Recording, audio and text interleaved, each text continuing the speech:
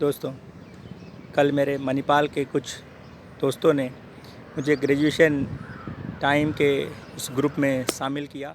मुझे सबको देख कर के बहुत खुशी हुई और आज का ये वीडियो उन्हीं को समर्पित, मणिपाल ग्रुप के सभी दोस्तों को समर्पित।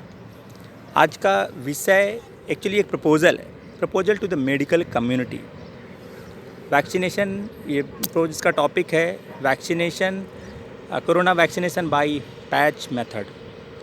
सबसे पहले हम इसकी पैथोजेनेसिस को समझें, फिर सेलुलर लेवल पे क्या हो रहा है, फिर एंटीबॉडीज़ लेवल पे क्या हो रहा है, फिर करंट प्रपोजल।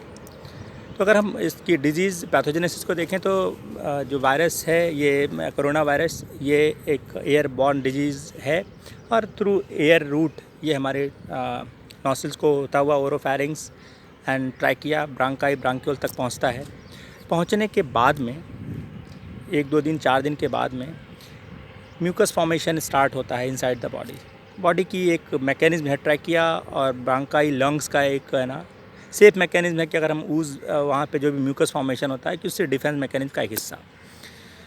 तो ऐसी सिचुएशन में म्यूकस फॉर्मेशन जब होता है तो उस टाइम पे जो गैसेस का एक्सचेंज हो रहा होता है वो रेट डाउन हो जाता है। बॉडी को ऑक्सीजन की ज़रूरत रहती है और ऑक्सीजन सभी इमीडिएटली एक्सचेंज नहीं हो पाती है। तो ऐसी सिचुएशन को मेडिकल टर्म में हाइपोक्सिया कहते हैं और पेशेंट को सफोकेशन फील होता है और वेंटिलेटर की कभी कभार ज़रूरत पड़ जाती है। अगर इसको हम सेलुलर लेवल पे जा कर के देखें तो कोई भी सेल इमीडिएटली किसी भी बाहर की चीज़ को अलाउ नहीं करती। इवन वो प्लाज्मा में dissolve glucose, sodium, calcium chloride किसी भी चीज़ को अलाउ नहीं करती है जब तक कि सेल्स के अंदर से इंटीमेशन नहीं मिलता है कि yes I need this things.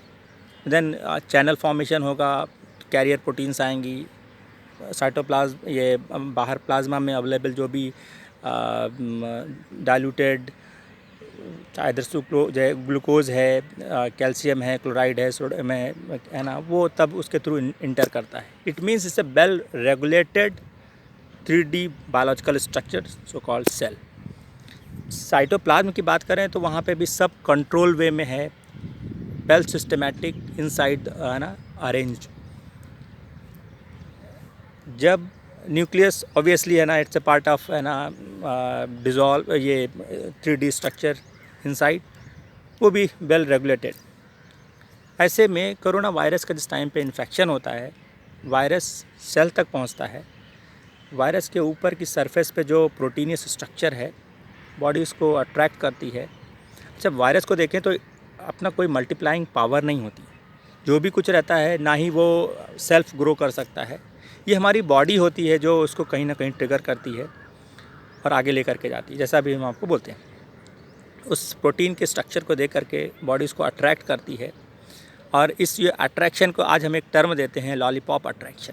तब तक बॉडी को नहीं मालूम होता है कि हम क्या करने जा रहे हैं। अब ये वायरस उसके कांटेक्ट में आया, क्लोज कांटेक्ट में, थोड़ी देर के बाद में अंदर का जो न्यूक्लियोटाइड है, वायरस का न्यूक्लियोटाइड, वो ट्रांसफ़र हो करके इस जो बॉडी की सेल्स है इसके साइटोप्लाज्म में पहुंचता है। यहाँ तक भी सिचुएशन गनीमत में रहती है। ये साइटोप्लाज्म में अवेलेबल एक्सटर्नल न्यूक्लियोटाइड जैसे ही न्यूक्लियस में इंटर करता है, न्यूक्लियस जो कि जितनी भी एक्टिविटीज़ थी वो ऑलमोस्ट फ्रीज हो चुकी हैं उस लेवल पे, लेकिन ये एक्सटर्नल न्यूक्लियोटाइड वहाँ की जीन्स को जाकर के डिस्टर्ब करता है और अवेलेबल न्यूक्लियोटाइड को अपने अकॉर्डिंग रेप्लिका बनाना शुरू करता है। उस टाइम पे बॉडी को समझ में आता है कि शायद है ना देर हो चुकी है और अब बॉडी के पास में 2 ही चीज़ बचता है। एक तो ये कि जो एक नियर बाई जो सेल्स हैं उनको इंटीमेट करना something is wrong inside me, be alert. ढेर सारे साइटोकिन्स वगैरह ना केमिकल ना रिलीज़ स्टार्ट हो जाता है अलर्टनेस के लिए। इन द मीन टाइम क्योंकि वो मल्टीप्लिकेशन इनसाइड है ना बहुत फास्ट हो रहा है, तो बॉडी को एक ही ऑप्शन बचता है, to declare death, so called cell death, and name is apoptosis. अब अगर देखें जो नियर बाई सेल्स हैं तो अलर्ट पे तो जाती हैं, बट इमीडिएटली उनके पास में भी कुछ मैकेनिज्म नहीं रहता है, उनको भी वही वैसे ही इसको अट्रैक्ट करना है। और क्यों? क्योंकि वो उसका नेचर ऐसा है। अब बीटा सेल्स को जो एंटीबॉडीज़ बनाने वाली सेल्स हैं उनको भी इंटीमेशन जाता है, वो भी वहाँ पहुँचती हैं। पहुँचने के बाद में देखती हैं यस है ना समथिंग इज़ रॉन्ग, अब उनको एक चैलेंज दिया जाता है कि बनाओ एंटीबॉडीज़। अब जो एक्सटर्नल प्रोटीन है सरफेस पे है, पहले वो सेल उसको इनगल्फ करेगी, फिर उसकी मैपिंग करेगी। मैपिंग करने के बाद में अमीनो एसिड सीक्वेंस रेडी होगा, 3D में कन्वर्ट होगा, फिर उसकी प्रूवन कॉपी बनेगी। वो कॉपी मैच होगी कि जो ये एक्सटर्नल प्रोटीन है उसके साथ में, अगर वो टैली होता है तो ये माना जाएगा कि process is over. Now this mechanism, antibodies formation mechanism will be reserved and immediately it will move for the further multiplication so that जो भी वायरस है उसके लिए न्यूट्रलाइजेशन कैपेसिटी दे पाए। तो ये तो प्रोसेस रहता है एंटीबॉडीज़ का। इसमें अगर ड्यूरेशन देखें तो 4 से 5 दिन लग जाते हैं इस बीटा सेल्स को, बी सेल्स को एंटीबॉडीज़ बनाने में। ये जो 4 से 5 दिन होते हैं यही पेशेंट के लिए क्रिटिकल है, क्योंकि इस टाइम पे ना एंटीबॉडीज़ बनना और जहाँ पे वायरस से इन्फेक्ट है वहाँ तक पहुँचना।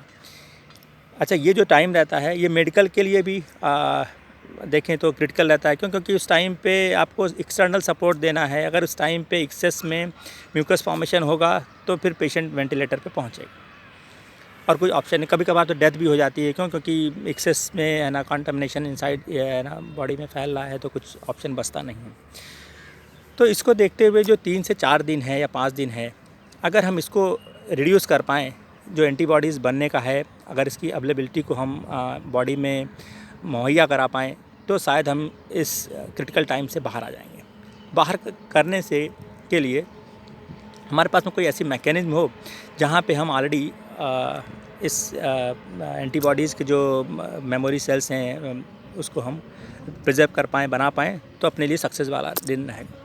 तो अभी मेरा प्रपोज़ल क्या है यहाँ पे कि जो भी कुछ प्रॉब्लम्स हो रही हैं ये वायरस के लंग्स के में पहुँचना और वहाँ पे म्यूकस फॉर्मेशन और गैसेस को रिड्यूस करने में हो रहा है। ऐसे में जो 4 से 5 दिन का जो एंटीबॉडीज़ फॉर्मेशन है, इसको बनाने के लिए बॉडी के दूसरे किसी पार्ट में, स्पेशली स्किन में, अगर हम 1 सेंटीमीटर स्क्वायर का एक डाइल्यूटेड रियल कोरोना वायरस का एक पैच डेवलप करें और स्किन पे जस्ट एक जेंटल स्क्रैच के बाद में इम्प्लांट करें, तो वो 3 दिन 4 दिन के अंदर में वहाँ पे एक रेडनेस आएगी, सो कॉल्ड रूब्रम, और वहाँ पे जो लोकल एंटीबॉडी सेल हैं वो रेडी हो जाएंगी और इस मैकेनिज्म को, एंटीबॉडीज़ का जो ये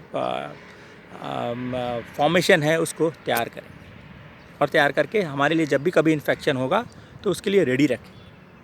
ऐसे में क्या होगा कि अगर बॉडी में वायरस एंटर भी करता है तो भी फ़र्क नहीं पड़ता, क्योंकि प्रॉब्लम आ रही है कि जब ये लंग्स का जो एयरवेज है, जब ये वहाँ पे एक्सेस में म्यूकस और गैसेस एक्सचेंज को उसकी जो रेट है उसको डाउन करता है, तो हमारा जो मेडिकल कॉम्प्लिकेशन है ये वहाँ पे अफेक्ट करता है। लेकिन अगर हम बाहर ये करते हैं तो 4 दिन 5 दिन के अंदर में हम सेफर साइड में पहुँच सकते हैं।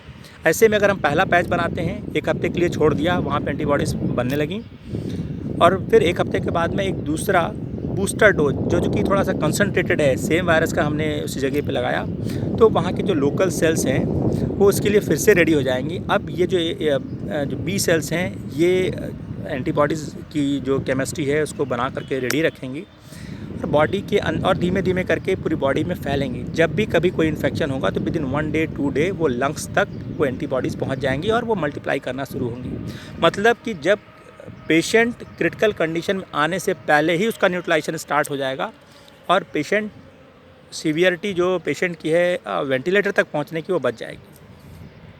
अच्छा, इसमें एडवांटेज क्या है कि बहुत सस्ता बन सकता है, हार्डली 5 रुपये 10 रुपये से ज़्यादा कॉस्ट नहीं आएगी, इजी है इम्प्लांट करना।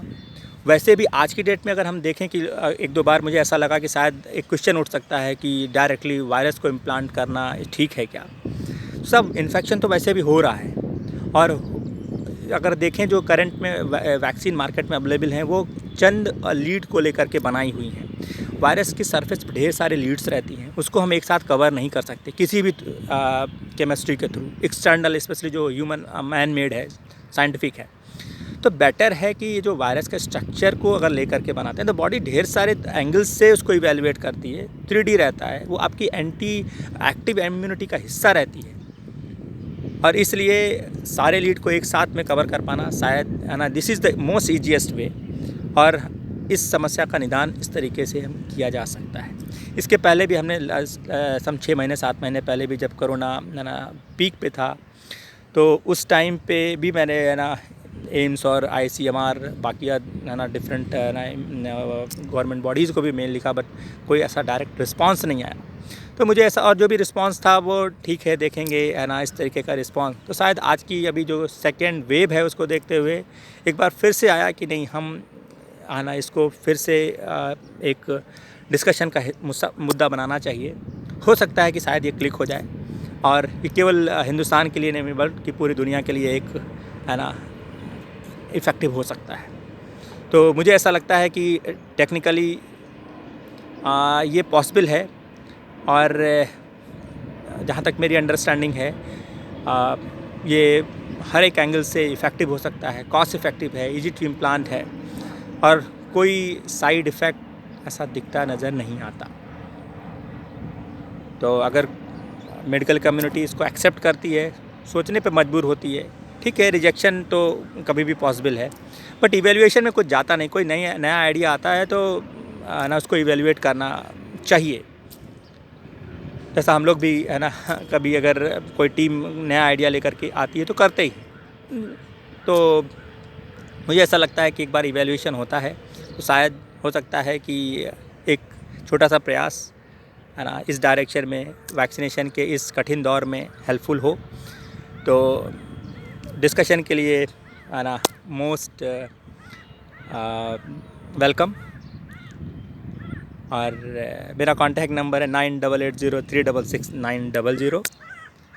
इन्हीं शब्दों के साथ में ये वीडियो समाप्त होता है। फिर से हम नए किसी मुद्दे पे, नए किसी आइडियाज़ पे आपके साथ में हाज़िर होंगे। तब तक के लिए जय हिंद।